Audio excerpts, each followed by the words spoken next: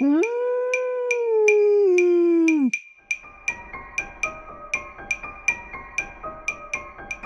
Êtes-vous prêt à voyager des frontières de vos peurs aux limites de vos rêves, à rencontrer des mythes et des légendes, des diables et des anges, à vous laisser conduire sur les chemins de l'étrange?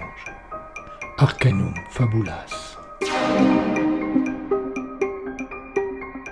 Saison 7.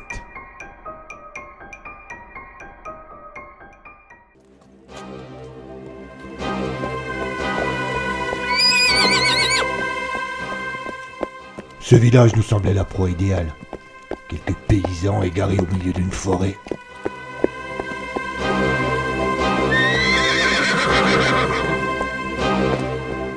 Après avoir passé le printemps et l'été à piller, après avoir défait les armées du roi à l'automne, nous aspirions à nous reposer au cours de l'hiver.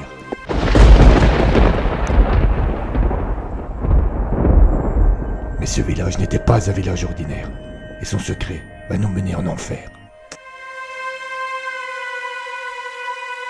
Cernunnos, la naissance du diable. Épisode 20.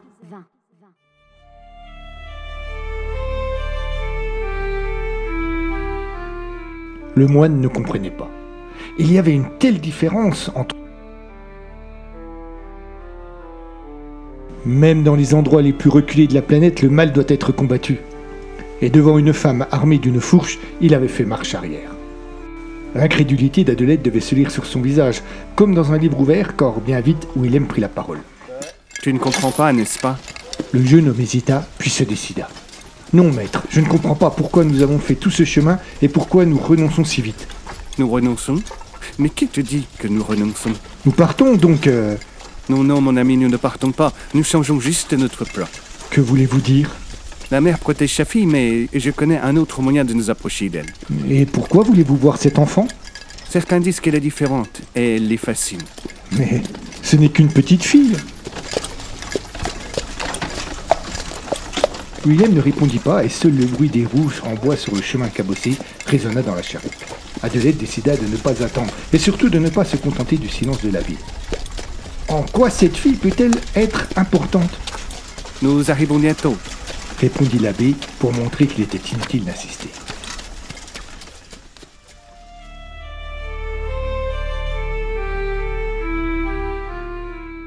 On entendit des voix, des cris d'animaux et d'autres bruits qui caractérisent une activité humaine. La charrette s'immobilisa. Quand les deux ecclésiastiques descendirent, ils étaient sur la place animée d'un petit village, juste devant une église.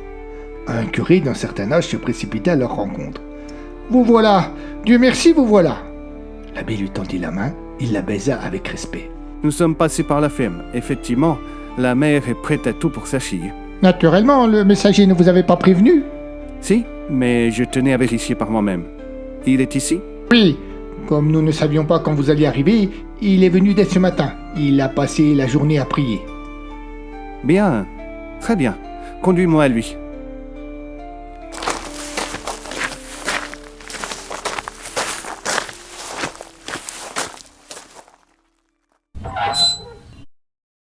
L'intérieur de l'église était froid et obscur.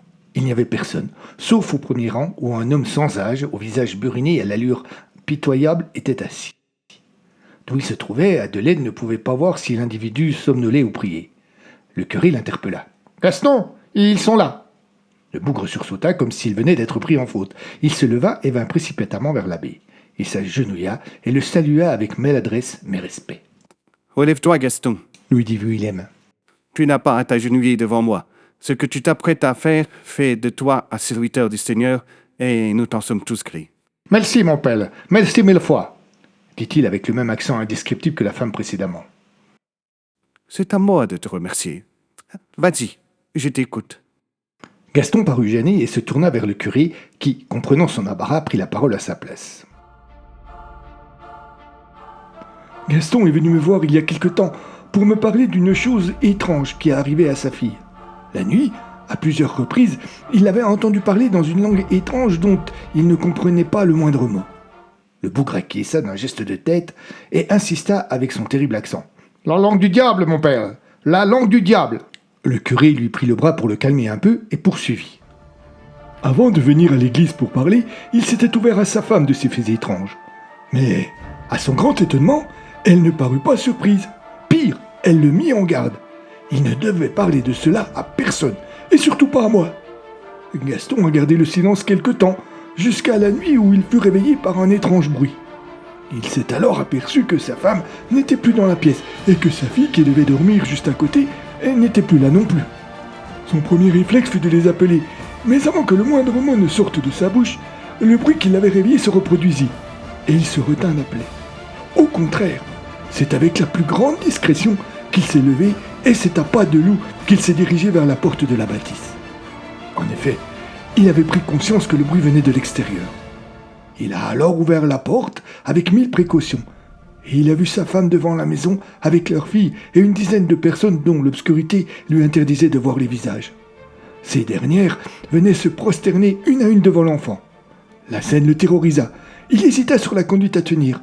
Finalement, il décida d'aller se recoucher, mais naturellement, il ne trouva pas le sommeil. Le lendemain, il est venu prestement me faire part de son expérience.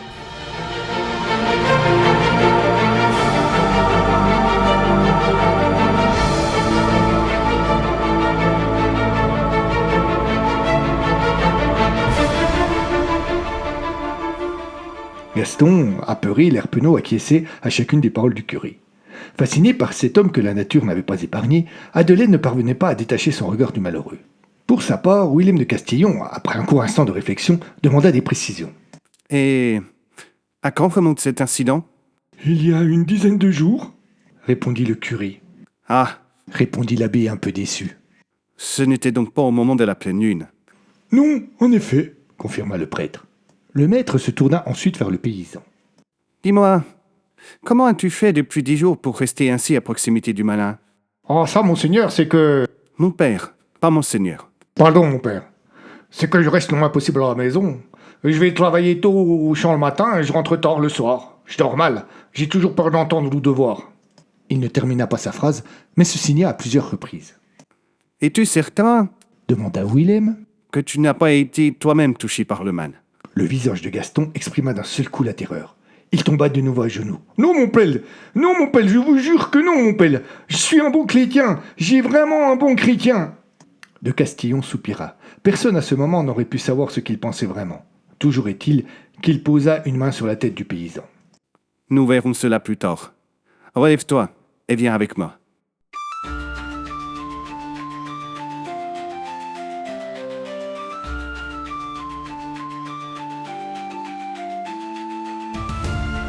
Toute la petite troupe sortit à l'arrière de l'église et se trouva dans un petit jardin où quelques fleurs sauvages disputaient l'espace aux cultures nourricières du curé local. Willem se pencha sur des choux qui commençaient à peine à sortir de terre. « Vous avez la main verte, mon frère ?» dit-il au curé. « Merci !»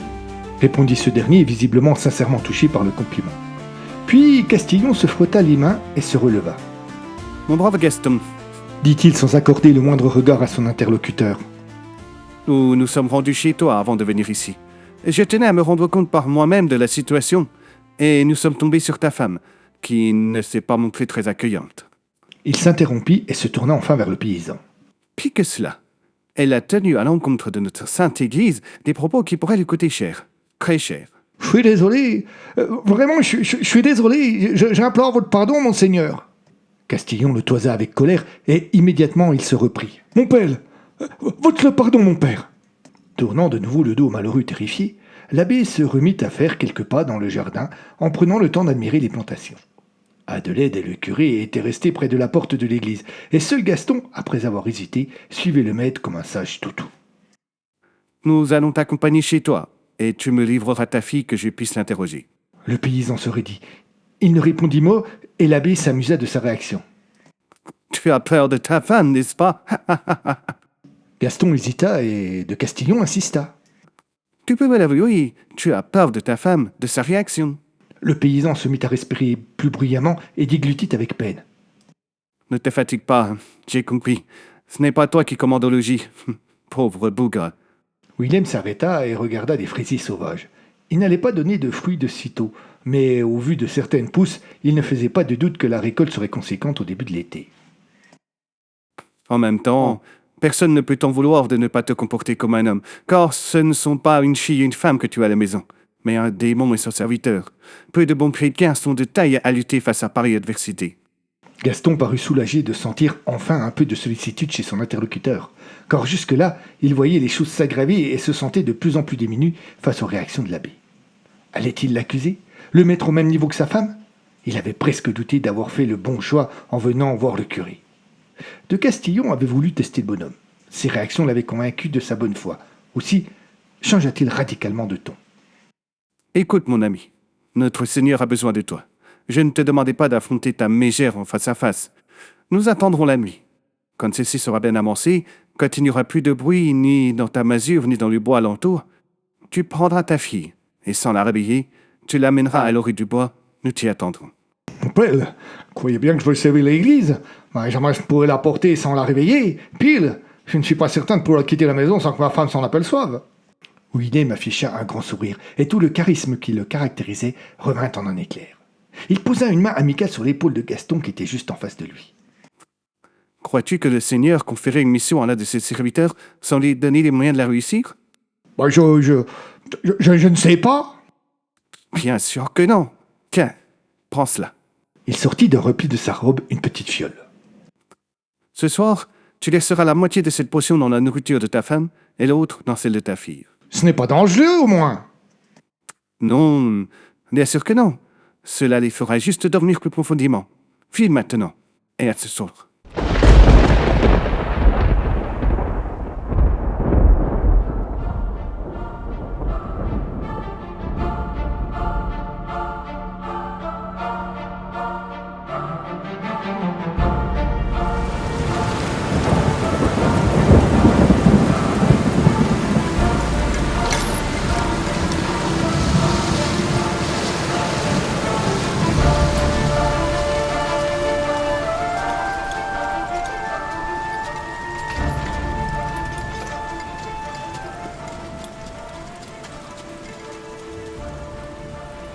Avec la nuit tomba la pluie. Le temps, qui avait été si clément depuis quelques jours, malgré le froid matinal, manifesta sa colère par une précipitation forte et soudaine. On eût pu penser qu'il s'agissait seulement d'une averse et qu'elle serait rapide et sans suite. Mais non, les gouttes furent de plus en plus grosses et de plus en plus longues.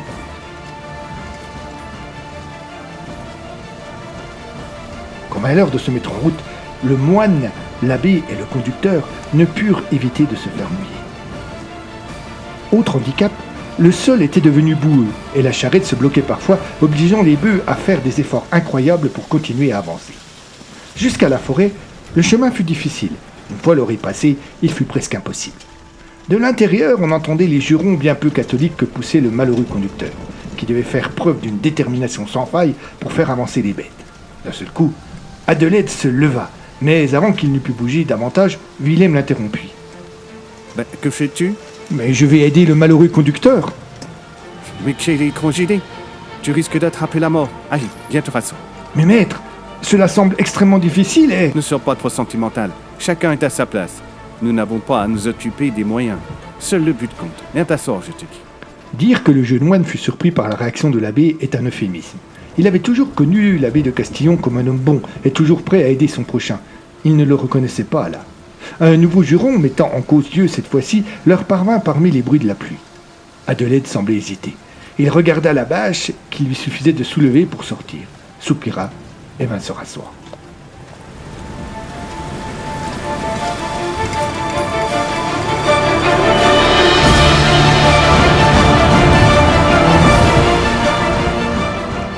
Le voyage dura encore un long moment, bien plus long qu'il n'aurait dû l'être. Puis la charrette s'immobilisa pour de bon, et la tête du conducteur apparut sous la bâche. « Nous y sommes, mon père !» « Bien, merci, » répondit l'abbé en se levant. Va regarder si tu vois des choses bouger près de la ferme. Le malheureux était trempé. Ses habits en avaient changé de couleur et ses cheveux dégoulinaient. Il ne semblait pas cependant trouver la situation anormale, et dès qu'il reçut les consignes de l'abbé, il acquiesça et se précipita sans la moindre hésitation. Avec cette humidité, il fait froid. Tu ne trouves pas? Demanda Willem en retournant s'asseoir. Oui, maître, très froid, répondit Adelaide, encore dans l'incompréhension face à l'attitude de Castillon.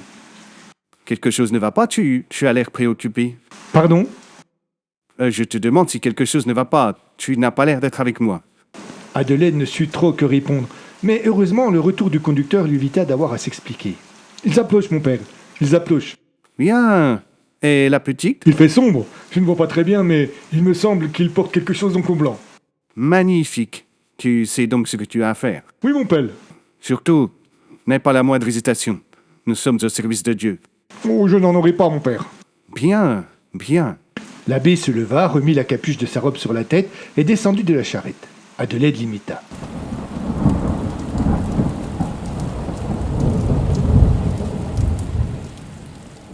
Lorsque ses pieds touchèrent le sol, ils s'enfoncèrent profondément dans la boue en faisant un splash disgracieux.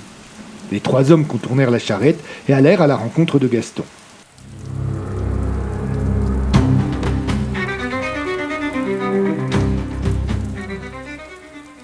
Le pauvre homme tremblait et sanglotait. Il portait sa fille avec peine et ne semblait pas rassuré de se trouver là. Willem fit un geste au conducteur qui alla récupérer l'enfant. Qu'allez-vous faire? Demanda le paysan sans lâcher sa fille. Nous allons la mettre à l'abri dans la charrette. Expliqua l'abbé. Mais N'aie pas peur. Fais-nous confiance. je ne peux pas. Non? Le conducteur se montra plus insistant et prit presque de force la petite dans les bras de son père. Ce dernier eut un geste ultime pour la retenir, mais l'abbé s'interposa avec calme et détermination. Tout s'est passé comme prévu? Demanda-t-il. Oui, mon père, répondit Gaston sans détacher son regard du conducteur qui allait disparaître derrière la charrette. Et ta femme? Elle dort. Elle a pris la potion que je t'ai donnée? Oui, la moitié, l'autre pour ma fille. Il y a longtemps? Au coucher du soleil. Parfait, parfait. Ah, allons voir cela de plus près.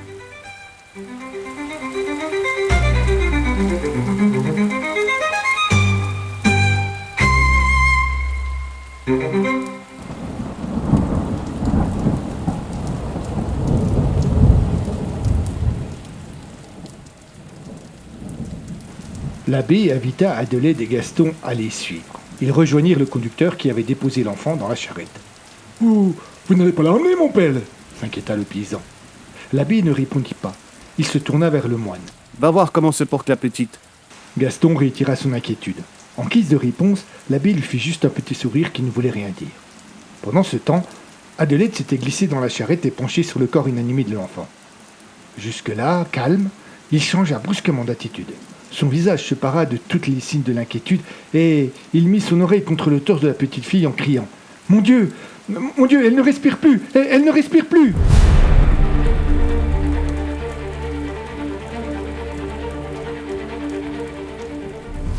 Il eut beau tendre l'oreille, il n'entendit pas le cœur battre. À ses cris, Gaston s'était précipité vers son enfant. Il le prit dans ses bras. « Malion! Oh, Malion, non !» Il se mit à pleurer en secouant la malheureuse et en lui intimant l'ordre vain de revenir. Marion n'eut aucune réaction. Sa petite tête blonde penchait sur le côté comme celle d'une poupée de chiffon. Ses bras pendaient inertes et son corps, trahi par la vie et surpris par la mort, était déjà froid. Gaston se tourna vers l'abbé qui n'avait pas eu la moindre réaction. « Oh, faites quelque chose, je vous en supplie, faites quelque chose !» Willem de Castillon se signa. Cela ne parut pas satisfaire le père de Marion. « Faites quelque chose, vous m'aviez promis que tu dirais bien qu'il ne lui arrive rien !» Willem leva les yeux vers le ciel et s'adressant directement à Dieu dit « Pardonnez-moi, Seigneur, car j'ai menti, mais c'est pour bien vous servir. » Puis il se tourna vers le conducteur. Tu sais ce que tu dois faire. Sans hésiter, le gaillard sortit de l'intérieur de son gilet un long couteau et rapide comme l'éclair, il bondit vers Gaston et lui planta dans le cou.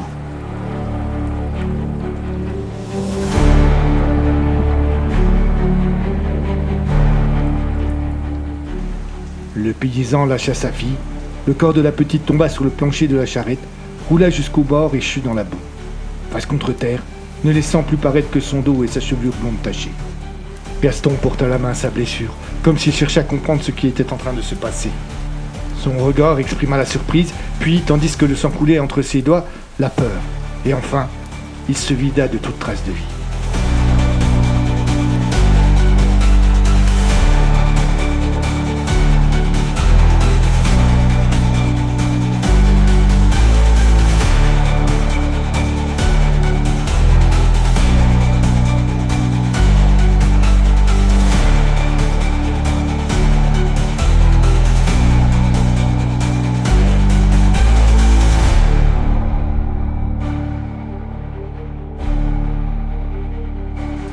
Lentement, l'homme tomba à la renverse, venant finir sa course dans les bras d'Adelaide, qui, ne comprenant pas ce qui venait de se passer, était restée immobile, tétanisée. L'abbé s'agenouilla près du corps de l'enfant et le retourna doucement. Il nettoya grossièrement le visage couvert de boue, puis souleva la paupière de l'œil gauche. Il remarqua que ce dernier était injecté de sang. Il fit de même de l'autre côté. Même résultat. Parfait. Dit-il en se relevant et en se frottant les mains. La potion a parfaitement fait son œuvre. Il se retourna vers le conducteur qui était resté là impassible. Occupe-toi de ces 2 cadavres. Puis, s'adressant à Adelaide, Toi, viens avec moi. Nous allons jusqu'à la ferme nous assurer que la mère n'a pas survécu. le moine ne s'était pas encore remis de sa stupeur. Il comprenait parfaitement ce qui venait de se passer, mais c'est pourquoi qu'il lui échappait totalement. Pourquoi son maître avait-il tué toute une famille et surtout une enfant? La pluie continuait à tomber, mais cette fois, elle ne semblait plus du tout déranger l'abbé. Ce dernier avançait en direction de la maison, d'un pas décidé malgré la boue, malgré l'obscurité. Adelaide le suivait à 2 pas, muet. Depuis qu'il avait quitté l'abbaye, décidément, il ne reconnaissait plus son maître.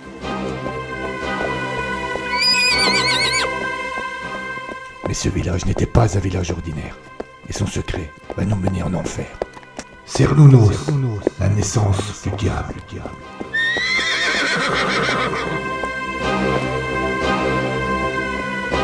À suivre.